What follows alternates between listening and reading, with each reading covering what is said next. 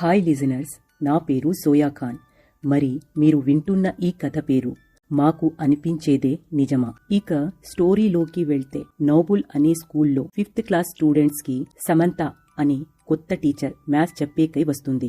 Samantha teacher as usual ప్రతి కొత్త teacher తన స్టూడెంట్స్ కి తన పరిచయం ఇచ్చిన తర్వాత ప్రతి స్టూడెంట్ పేరు మరియు వివరాలు అడిగినట్టు సమంత టీచర్ కూడా ప్రతి స్టూడెంట్ ని తమ పేరు అండ్ వివరాలు అడగడం స్టార్ట్ చేసింది.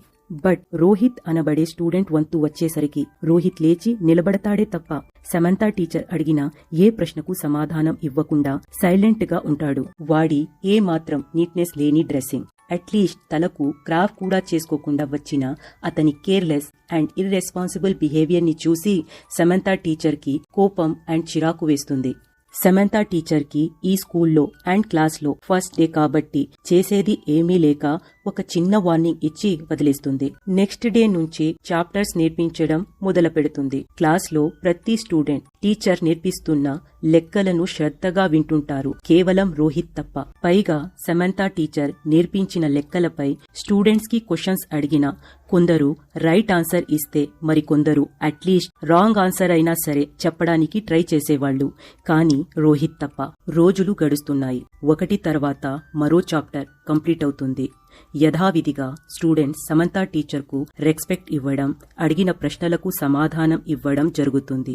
అలా 3 నెలలు గడిచిపోయాయి. కానీ రోహిత్ లో అదే యాటిట్యూడ్. ప్రశ్నలు అడిగితే లేచి నిలబడి తల వంచుకోవడం తప్ప ఏ మార్పు లేదు. ఆన్సర్ అస్సలివ్వడు. ఈ బిహేవియర్ పై మండిపడి సమంత టీచర్ రోహిత్ ను హేళన చేసి మాట్లాడేది. దాంతో మిగతా స్టూడెంట్స్ పగలబడి నవ్వేవారు. చూస్తూ చూస్తూ క్వార్టర్లీ ఎగ్జామ్స్ కూడా అయిపోయాయి. ఇప్పుడు మార్క్స్ తో పాటు స్టూడెంట్స్ బిహేవియర్ పై టీచర్ ఒపీనియన్ కూడా రాసి వాళ్ల పేరెంట్స్ కి పంపించే షీట్ పై సమంత రోహిత్ టోటల్ అంతా వేస్ట్ గాడని, మేనర్స్ లేదు, చదువులో ఇంట్రెస్ట్ లేదు, నీట్నెస్ లేదు, ఏ ఒక మంచి గుణం కనిపించలేదు అని తన గురించి మొత్తం చెడుగా రాసింది.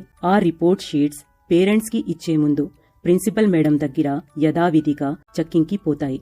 ప్రిన్సిపల్ మేడం అన్ని రిపోర్ట్స్ చూసి చెక్ చేస్తూ ఉండగా రోహిత్ రిపోర్ట్ కూడా చదివి ఆ రిపోర్ట్ పక్కన పెట్టి మరుసట రోజు సమంత మేడంను తన రూమ్ కి పిలిపిస్తుంది. ప్రెజెంట్ సమంత మేడం రోహిత్ పై ఇచ్చిన ఒపీనియన్ రిపోర్ట్ కార్డ్ తో పాటు గత 4 సంవత్సరాలుగా ఇంతకు ముందు టీచర్ రోహిత్ పై ఇచ్చిన తమ ఒపీనియన్ రిపోర్ట్ కూడా సమంత టీచర్ చేతికి ఇస్తుంది.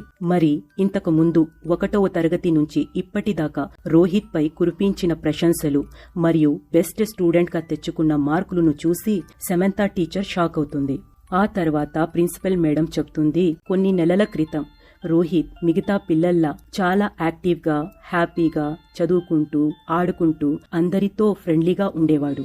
మంచిగా డ్రెస్ చేసుకుని, తల దువ్వుకుని మిగతా పిల్లల్లా నీట్ గా, క్లీన్ గా స్కూల్ కి వచ్చేవాడు.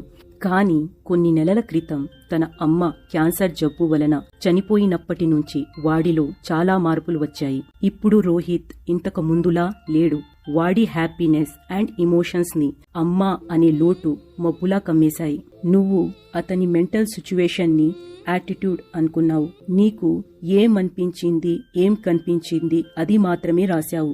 ఎనీవే, వాడి కథ విన్న తర్వాత నీ ఒపీనియన్ మారుతుంది అని ఆశిస్తున్నాను అని చెప్పింది ప్రిన్సిపల్ మేడం. సమంత టీచర్ కళ్ళు కన్నీళ్లతో నిండిపోయాయి. కన్నీటి చుక్కలు తనకంటూ అవే కంట్రోల్ తప్పి వచ్చేశాయి. సమంత టీచర్ తన 2 చేతులు ముఖంపై పెట్టుకుని హోరున ఏడ్చేసింది.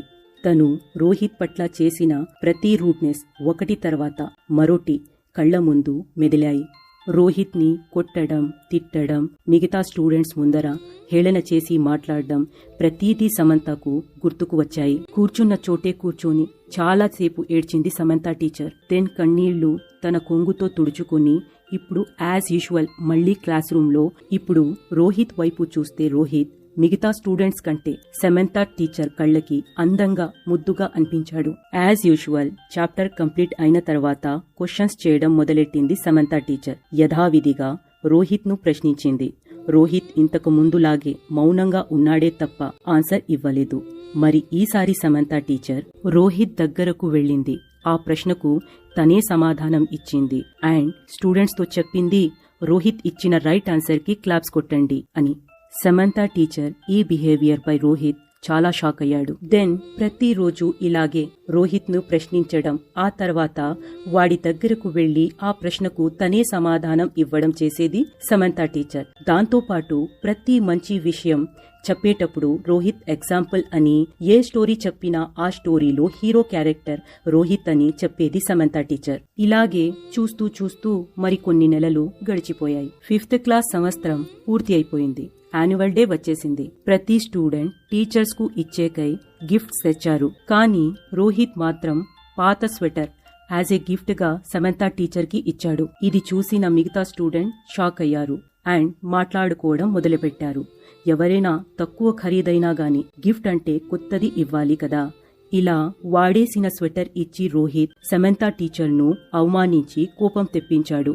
ఇక సమంత టీచర్ రోహిత్ ని మళ్లీ హేట్ చేస్తుంది అనుకుంటూ ఉండగానే మిగతా స్టూడెంట్స్ తెచ్చిన కాస్ట్లీ అండ్ కొత్త గిఫ్ట్స్ కంటే ముందు రోహిత్ తెచ్చిన పాత స్వెటర్ వేసుకోవడం చూసి అందరూ షాక్ అవుతారు. మరి కళ్ళు ఆర్పకుండా చూస్తూ ఉండగానే రోహిత్ పరిగెత్తుకుని వెళ్లి సమంత టీచర్ ను హత్తుకుంటాడు. ఒకసారి ఊపిరి పీల్చుకున్న తర్వాత రోహిత్ అంటాడు, టీచర్ మీ దగ్గర మా అమ్మ స్మెల్ వస్తుంది అని.